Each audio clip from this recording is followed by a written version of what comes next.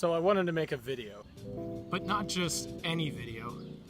I wanted to make something that everybody could watch. I wanted to make something that was easily understood by everybody watching this video. I wanted it to be about something that everyone gets. So I started thinking. What's something that everyone has? Something that they enjoy. And then I got an idea. I thought hobbies. You see, hobbies are described as things that people do regularly that they get some kind of satisfaction or enjoyment out of. You see, when I thought about hobbies, I started thinking about passions as well. And what passions are, well, let me explain.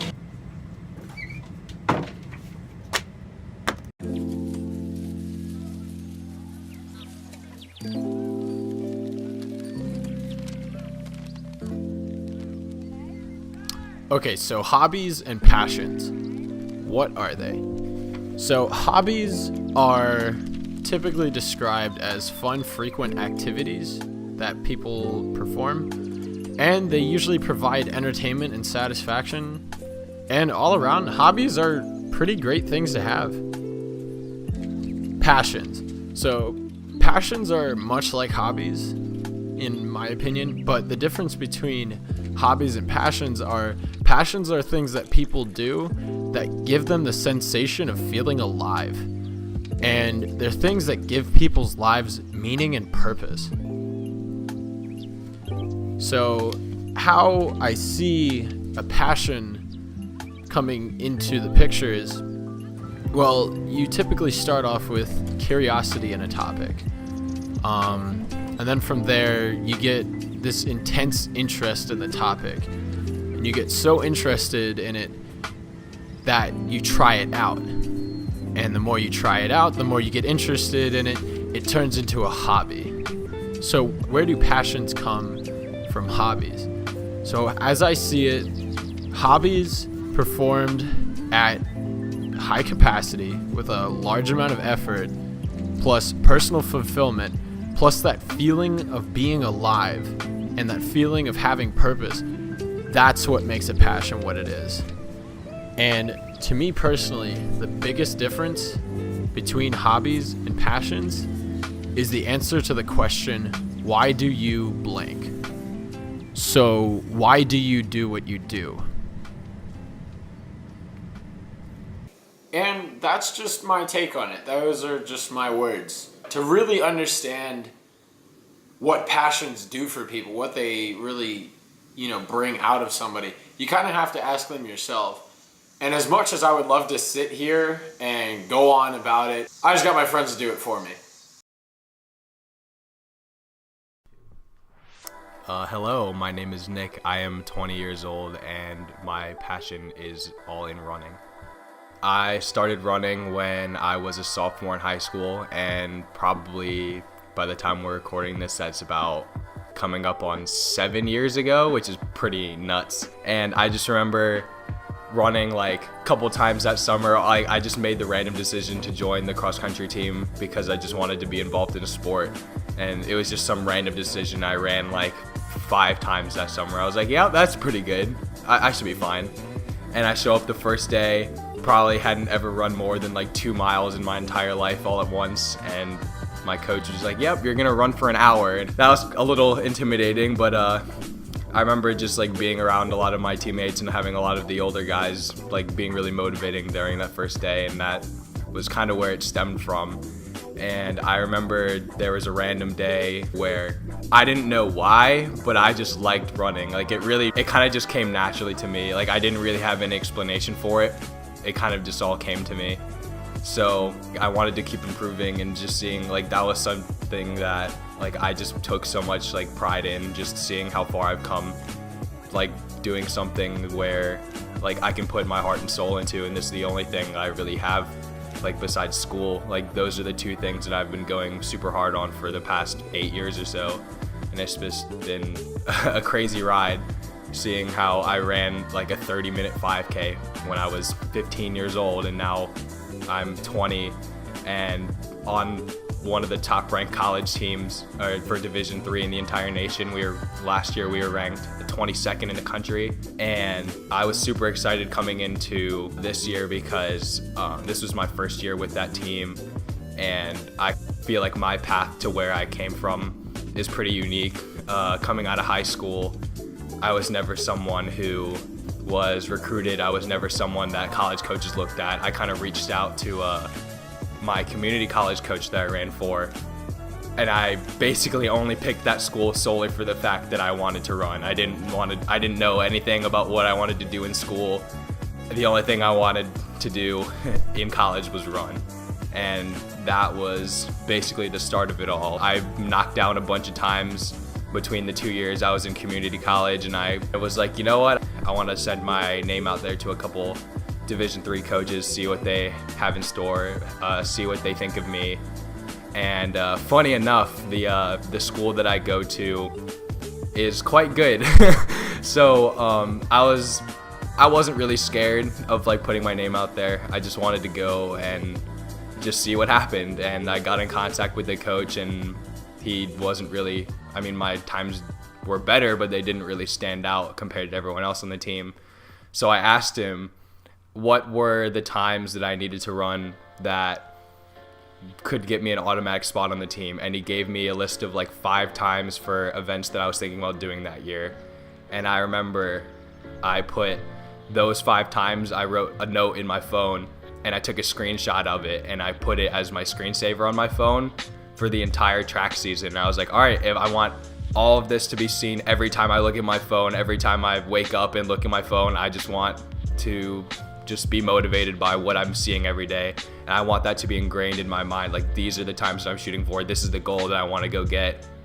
And I didn't care how hard those were. Like, they were pretty far out of reach for where I was at that point, but I didn't care. I wanted to go get as close as I could. And I tried my best. I told my current coach about every race that I ran that year, like everything that I was feeling, everything I was going through. And he was pretty impressed with the way that I kind of knocked down my times in that one season. When I run well and I go and do something like that, I just like overall just feel like really happy. Like, I feel confident in myself in not only the sports but in every other aspect of my life. And coming into this new program, I was going into a lot more harder training, working with guys that were much faster than me. And I was going from a program where I was on like the varsity team and had gone to 3 national championships in junior college to being right back at the bottom again.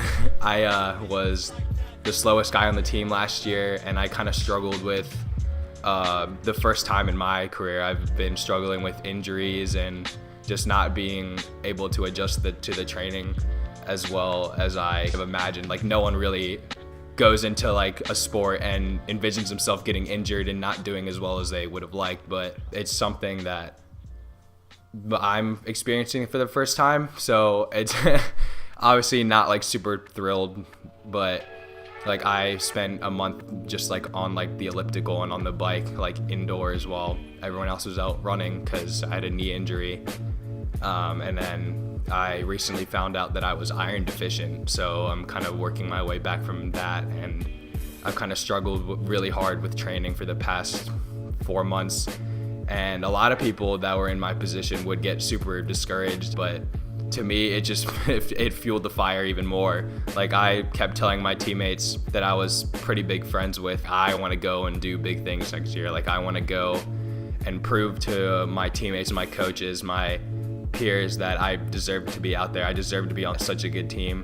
And I have a lot of unfinished business in the sport, and coming up on my senior year of college, I have 1 more year to go chase things. So I did what I know worked last time. I wrote down all my goals and put them as my screensaver on my phone, and I think that's really something I want to go chase. So once I get back to full health, that's the main thing right now, is I just need to have some consistency in my training, get my confidence back.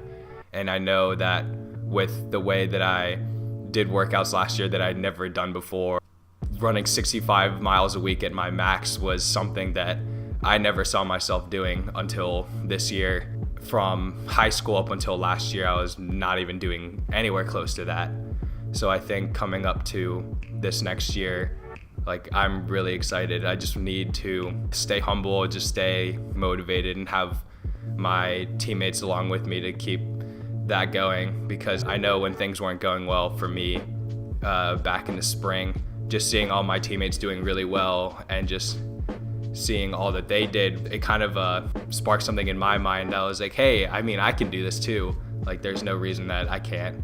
I got asked by my doctor when I found out I was iron deficient if I had like any thoughts about quitting the sport or like not doing anything. I said absolutely not. I just had no desire to stop. Like, it's something that I hope to keep for the rest of my life as long as I'm physically able to do so, and I'm really excited to see for what's to come.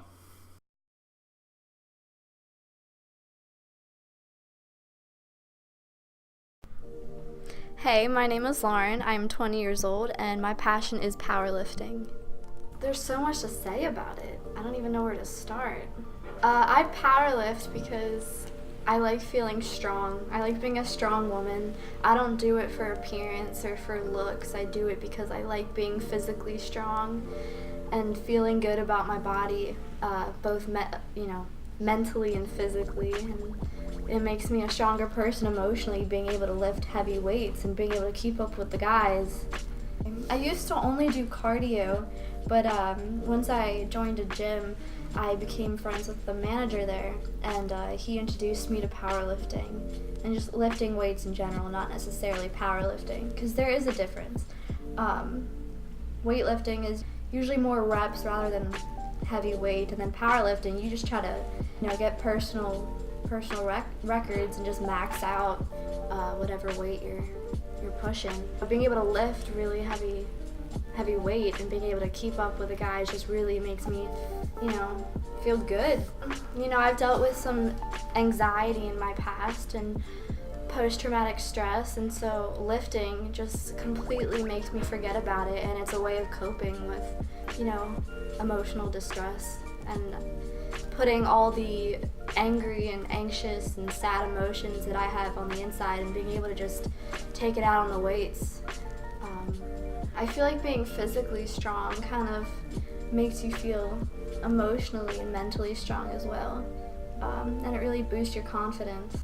Being able to go to the gym and make new friends at the gym and lifting their spirits up by like helping them out and being able to boost their confidence, do one more rep or one more set. It's nice being able to motivate each other and find friends in that group that lift for the same reason as you, and it's like a language pretty much. You talk through the weights and through lifting.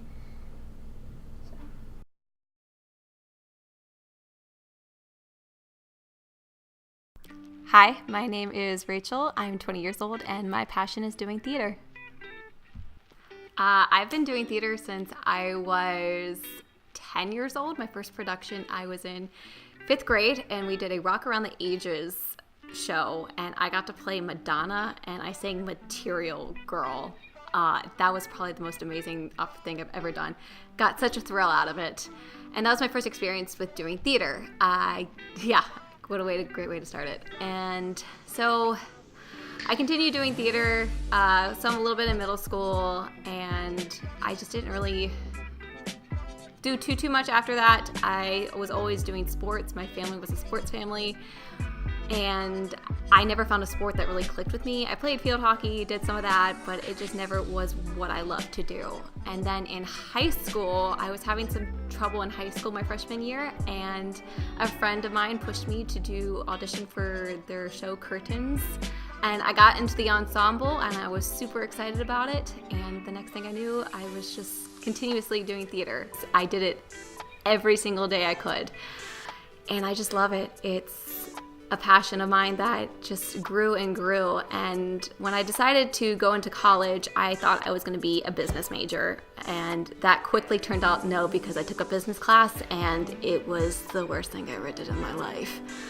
And so I ended up auditioning for my first college production, and it went amazing. I had such an amazing bond with the cast, and my director looked at me after our first performance and asked me why I wasn't a theater major. And I told her, I actually don't have an answer for you. And she looked at me and told me, get a degree in something you love and think you're going to pursue for the rest of your life. And the only thing I could think of is theater. And what she told me has stuck with me for the rest of my life, and I became a theater major. I am at Belmont University as a theater performance major, and I hope to one day just share my passion with the world. I love creating stories with people and just seeing their reactions and how you can create a bond in just a few moments on stage. Just seeing a kid light up when they see you come out on stage and they believe that you're this character, and it just enthralls you with this feeling of, wow, I'm making somebody feel something. And I want to make people feel that for the rest of their lives. And I hope to continue doing theater for the rest of my life.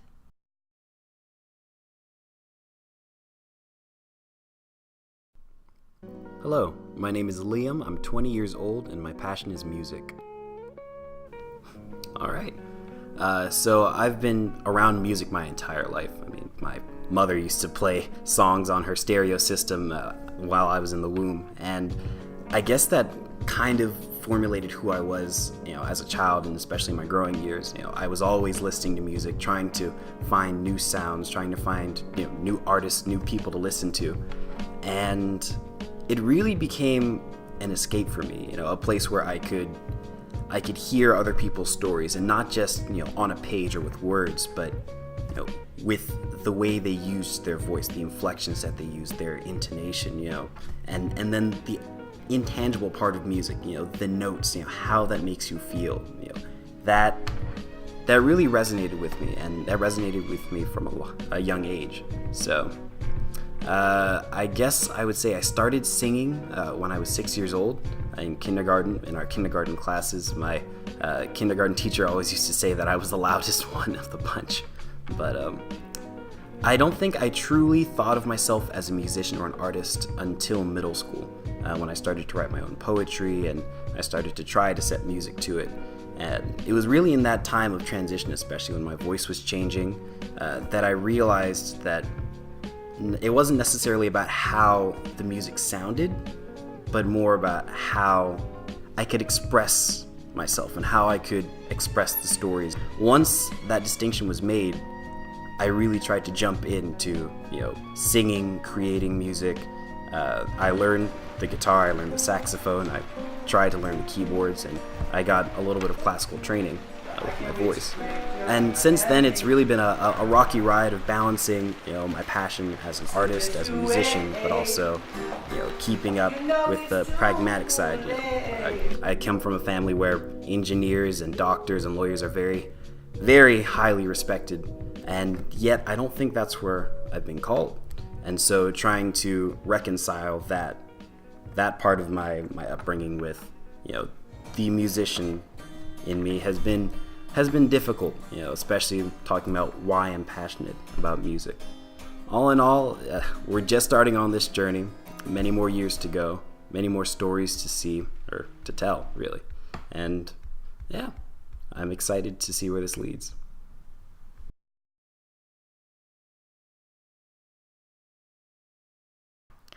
Hi, my name is Courtney. I'm 18, and my passion is art. Why do I make art? That's a question that I thought about for a really long time, and that was a question that, with any passion that I have, it's why do I do what I do? And it took me a while to figure that out, and I finally got it. And I make art to teach, to show people, the world that, I believe that I see, and to show that there's more to it than just that's just there. I don't know how else to explain that, but I'm a painter. I work with acrylic art, and I have a crazy passion for colors. And if you ever view some of my artwork, you could go to CourtneyMan.made on Instagram.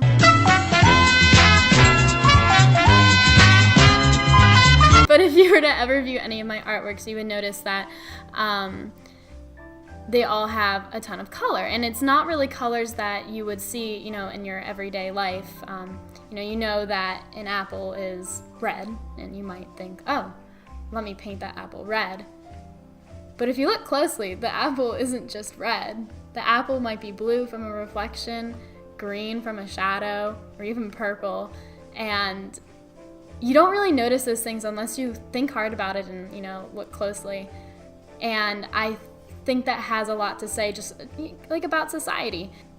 People and just, anything in life isn't just made up out of one thing. There are many colors that go into, a person. When you look at someone, they aren't who you might think they are until you discover their true colors. And you don't really find that unless you observe closely and kind of dig deep.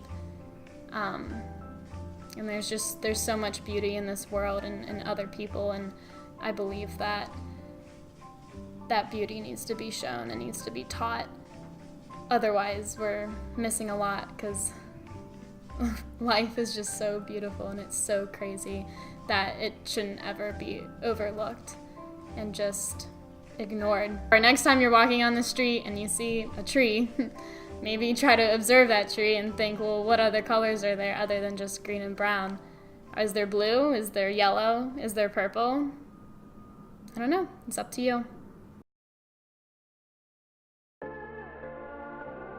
So a lot of you right now might be asking, well, what is it that I love to do? And some of you may have a couple of ideas. What you want to do right now, if you're not sure of what it is that you love, is to just think about things that you do regularly. Think about things that you enjoy doing. And start to think, do any of these provide more than everything else that I do?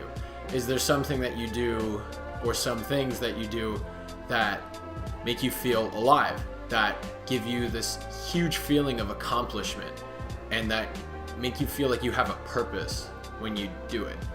Well, you might not know what that is. You might know what it is. And it might take some time to figure it out. But if you don't know what it is, that's amazing, because now you have the chance to go out and find out what that is. You have the chance to go out and try millions of new things to find even just one thing, that one passion. And the most important thing is to just keep trying.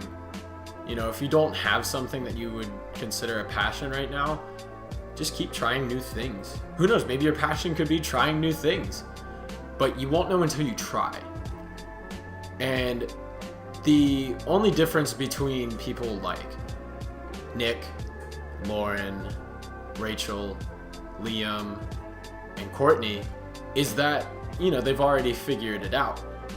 But that's the only difference. At one point, they weren't doing what they're doing right now. They weren't making music. They weren't making art. They weren't doing what makes them feel alive right now. So the most important thing to do in finding a new passion is to just take that first step. To take that first step in something new. And after you take that first step, then you take the second step. And then you take the third step. And then you just keep going with it. And let's say on the 20th step, you don't like it anymore. You don't enjoy it anymore. Great. Then it's not your thing. And then you get to go back and try so many other things again. And as long as you pursue something with excitement and with energy, and you move beyond that curiosity and interest in something, and you try it out, and you really get a feel for it, you'll find that thing. And who knows, maybe you'll find 5 things that you love to do. But you won't know until you try.